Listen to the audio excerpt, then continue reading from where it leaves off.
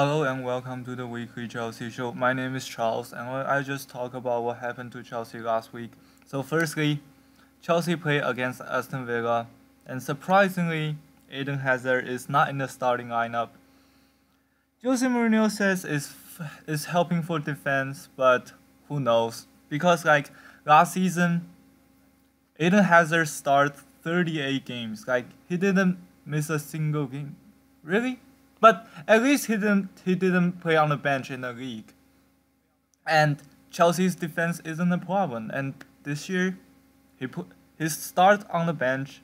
I think this is the second time.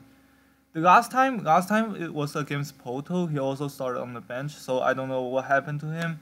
But firstly, Diego Costa scored a goal, steal from Willian, and I think that's probably the both goalkeeper and the defender's fault. So it's probably Guzan shouldn't just pass to Lescott, should clear away. But credit to Willian, nicely done. Arger with the situation and uh doing a sweaty goal. Yeah, if you wanna call that FIFA, is like a sweaty goal to Diego Costa, and Costa scored. And the second goal, Ramirez steals, Fabregas pass to Diego Costa, and Diego Costa made them pay. It was an own goal, but still, Diego Costa should get the credit for it. But the man of the match goes along with Willian. This guy, he and Azpilicueta, let's say. He and Azpilicueta are the only two Chelsea players which performs good, as good, or even better than last season. The rest of them, they're all dropping forms. He and as I think Azpilicueta performs the same as last season, and William performs better this season. So he's our main he's our like he's our main power right now. The last season he was still the weakest point, but this season he suddenly just become the main power.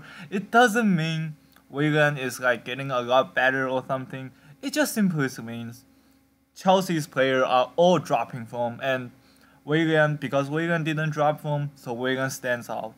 It's simple as that. So credit for Willian, but it's also a big sign of like other players dropping form, especially I think Fabregas dropping a lot of form, Hazard dropping form, Diego Costa dropping form. Yeah, Diego Costa works very hard, but he still dropped a lot of form. And JT last year, rock solid. This year, red cards or something like. But credit for William, and he's the reason why Chelsea won against Aston Villa in the Saturday. But at the same time, Man City got a 5-1 win. Man United got a 3-0 win against Everton away. Last season, they lost 3-0 at Everton. This season, winning 3-0 at Everton. Arsenal winning 3-0. So compared to our rivals, I mean, I know Chelsea shouldn't consider their title rivals, consider our form, but still, let's say, those three teams did better than Chelsea, despite Chelsea won. Especially Man United, it's a big surprise though. And I want to point out this guy in the game. At first half, he's utter shit. To be honest, he's utter shit. He get pushed away, he get out strength, he get bad positioning, and Pedro has to come back to defend, to help him to defend. The first half, he's utter shit. But in the second half, he becomes better. I think Chelsea needs to give him more chance in the West Ham game. Yeah, I know I said it on Tuesday. Because today, the Champions League, Chelsea drew 0-0 against whatever that team is called. I don't even know. And we're still in third place. Considering we probably get the easiest group. And after 3 rounds, we're in third place. What the fuck is that? And he didn't get a chance. It was Zuma at right, Aspi at left, and Hazard starts also. But we drew 0-0, and I really just don't understand about Jose Mourinho, because if he doesn't want to play this guy Rahim Baba at left, then play Zuma at left. What's the point of playing Azpilicueta at left? So that means if we play Azpilicueta at left and Zuma at right, that means like both our fullbacks just couldn't going forward. If we play Zuma at left and Azpilicueta at right, that means at least Azpilicueta can put some crosses in. I just really don't know and don't get it.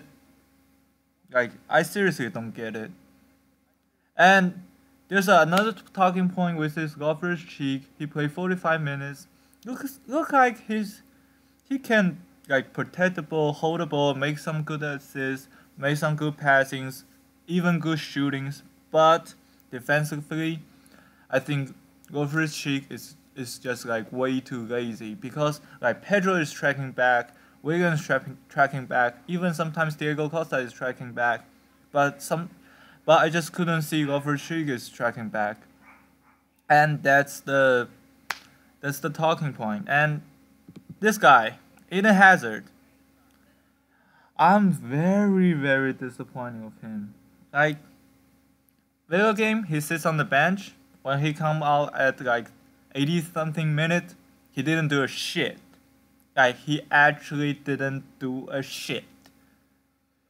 And today in the Champions League, he hit the woodwork, but still didn't do a lot. I just don't know what's wrong with this guy. It's like, how many games do we have? Like 11 games or 12 games? 0 goals. So Hazard needs to improve.